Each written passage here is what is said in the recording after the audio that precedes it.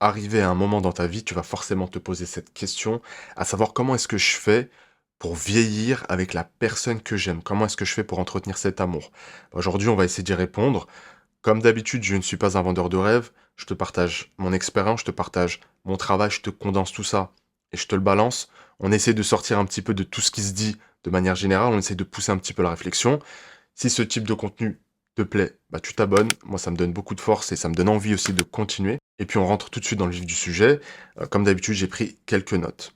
La première des choses qui pour moi est la plus importante, c'est tout simplement de vouloir que l'amour existe dans son couple.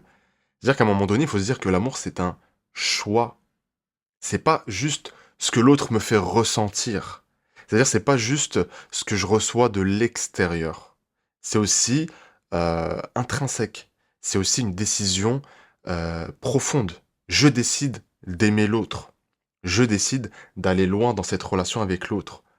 Parce qu'à un moment donné, quand on attend que l'autre fasse tout, quand on attend de, tu sais, d'avoir tout le temps les papillons dans le ventre, les ascenseurs émotionnels, pardon, etc.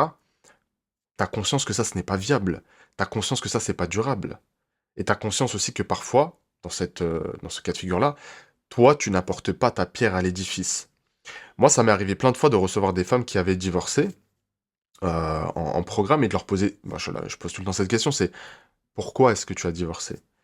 Et moi, il y a une réponse qui m'étonne tout le temps, c'est parce que je l'aime plus. Et puis je rebondis tout le temps en disant, mais d'accord, je comprends, mais t'as fait quoi concrètement pour entretenir l'amour?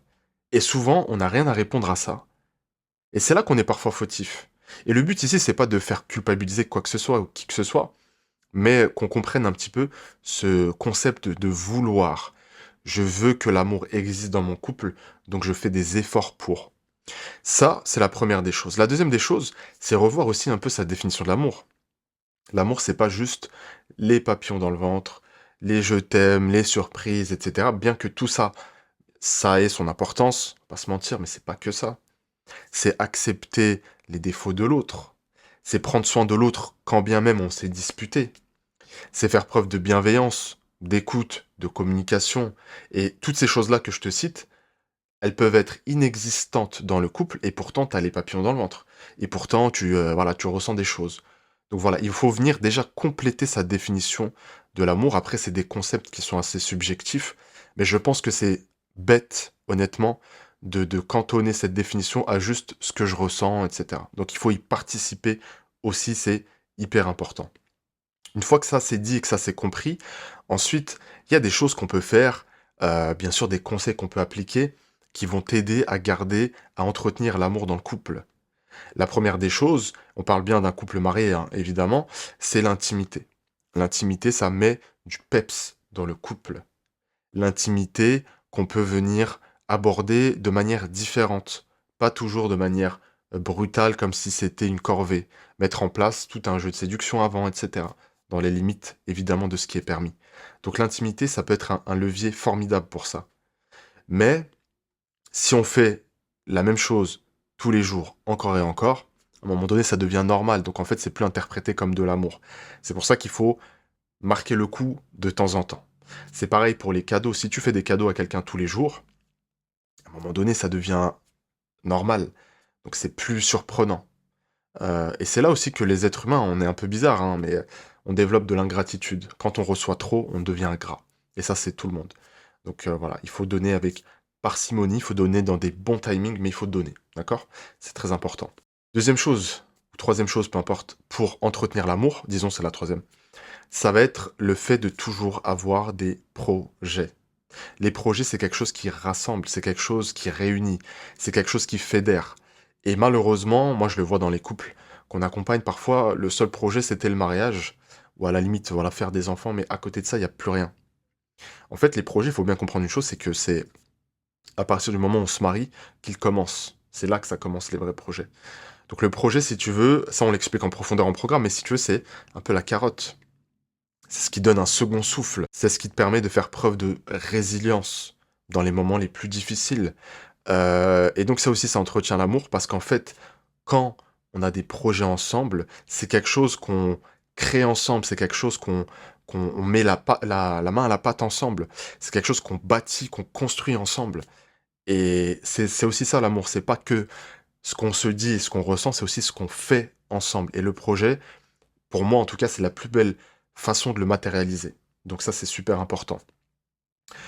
Ensuite, pour entretenir l'amour, il faut comprendre un truc très très très important. Je le dirai jamais assez. Limite, j'ai envie que tu la notes, cette citation. C'est l'herbe est plus verte là où on l'arrose. Il faut arrêter de croire que l'herbe est plus verte ailleurs. Elle peut l'être au début, comme partout. À un moment donné, il faut comprendre que l'amour, c'est aussi quelque chose qui, alors au début, hein, on est comme ça, et puis après, ça va venir se stabiliser. Et c'est normal, ça peut pas être les montagnes russes du matin au soir, de janvier à janvier, année après année, c'est impossible. Donc à un moment donné, il faut se dire une chose, c'est que j'accepte l'ennui, j'accepte la routine. C'est très très très important. Mais je vais pas m'ennuyer toute ma vie, je vais pas rester dans la routine toute ma vie. Ça nous amène au point suivant, c'est proposer des choses, c'est faire preuve de surprise, enfin surprendre l'autre, c'est offrir des cadeaux, c'est tout ce qui va nous sortir du quotidien, toutes les choses auxquelles je ne m'attends pas et qui vont faire naître chez moi des émotions positives. Oui, c'est très important.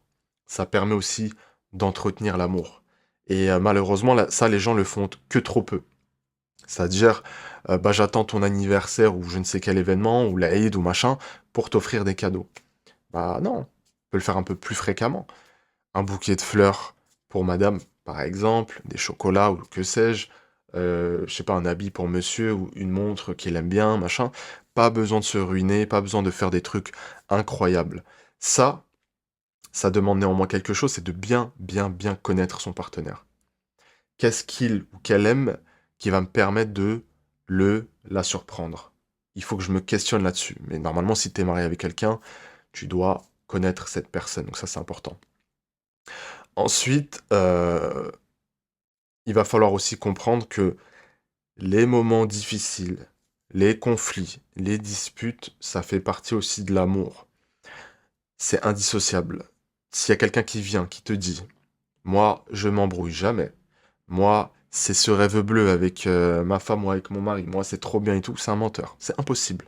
Donc on doit accepter les moments difficiles et même les épreuves qu'on reçoit tous les deux. Ça peut être des épreuves qu'on reçoit chacun de son côté, mais c'est aussi ces épreuves-là. Un décès. Je vais te prouver mon amour quand tu reçois une épreuve difficile, quand tu as perdu ton père, ta mère, ou quand tu as perdu ton travail, ou quand quelque chose te touche. Et c'est comme ça aussi que j'entretiens, c'est cet amour, c'est je te montre qu'en fait je suis là pour toi et dans les moments difficiles. Et c'est très important. Et il y en a, parfois, ils sont un peu égoïstes. Et quand l'autre va mal, bon, ils font mine de demander si ça va, est-ce que je peux faire quelque chose pour toi, mais eux, de leur côté, ça va très bien, c'est pas normal. Normalement, on doit partager les peines aussi. Donc ça, c'est très important. Tout ça, là, tout ce que je t'évoque là, ça va te permettre de remettre de l'amour. Et il faut comprendre une chose, c'est que c'est toujours du travail. Le couple, c'est du travail. Moi, je parle souvent d'entreprise. Si j'ai choisi le mauvais associé, ça va pas aller. S'il y en a un qui fait plus d'efforts que l'autre, ça va pas aller. On est une équipe en fait. On entretient cet amour par cet esprit d'équipe. On est ensemble. On n'est pas l'un contre l'autre. Et ça doit transpirer aussi dans la gestion en fait du conflit. Malheureusement, bah, ce qu'on fait quand on s'embrouille, on se répond parce qu'en fait j'ai eu mal, donc je te réponds pour te faire mal à ton tour. Mais ça, c'est pas du tout bienveillant. On n'est pas dans l'amour là. C'est pas ce qui est censé se passer dans un couple qui s'aime. Donc voilà. Euh, Ensuite, ce qu'il faut bien comprendre aussi, c'est que pour pouvoir pour permettre en fait tout ça, c'est qu'il faut remettre la raison au devant. La conception que toi tu as de l'amour en tant que femme et qu'un homme a n'est pas la même. Ça, je le dirais que pas assez, je le dis trop peu, mais c'est tellement vrai. Et honnêtement, un homme, il peut ne pas être fou amoureux de toi et pourtant être bien avec toi. Par contre, une femme, c'est pas possible. Et c'est là qu'on est un petit peu différent. Voilà. On va mettre en avant la raison en tant qu'homme, et puis toi, les sentiments. Et ben moi, en tant qu'homme, je dois apprendre à travers toi à mettre en avant tout ce côté émotionnel, sentimental, qui est très important, et toi aussi, cette raison. Donc il n'y a plus de oui, je veux divorcer parce que je l'aime plus. C'est quoi ça? Non, c'est pas une raison valable. Parce que l'amour, c'est un choix, encore une fois. L'amour, il s'entretient. Est-ce que tu as fait tout ça? C'est la fuite que tu es en train de prendre là. Je ferai une autre vidéo sur le divorce parce que c'est un fléau. On a à la fois des femmes qui restent pour rien, mais on a à la fois aussi des femmes qui divorcent pour rien. Et là, le but, c'est de comprendre et de changer cette conception de l'amour pour vivre des relations qui vont durer. Vous croyez vraiment que les gens qui sont restés ensemble, qu'on voit parfois dans des TikTok ou autres, pendant 70, 80, 50 ans, c'est des gens qui ne se sont jamais pris la tête, où il n'y avait pas de conflit, où il n'y avait pas d'ennui, où il n'y avait pas des moments où on a l'impression d'aimer un petit peu moins l'autre. Ils sont restés ensemble parce qu'ils ont décidé de rester ensemble. Et bien sûr, rester ensemble, ça a ses limites aussi. On peut pas tout accepter non plus. Donc voilà. En tout cas, j'espère que cette vidéo t'aura au moins ouvert un petit peu les yeux sur cette conception de l'amour qui dure. Je te laisse dans la description mon lien Telegram. On est quasiment 1000 sur le canal Telegram. J'apporte beaucoup de valeur dessus, donc n'hésite surtout pas. Et d'ici là, tu prends soin de toi. Peace!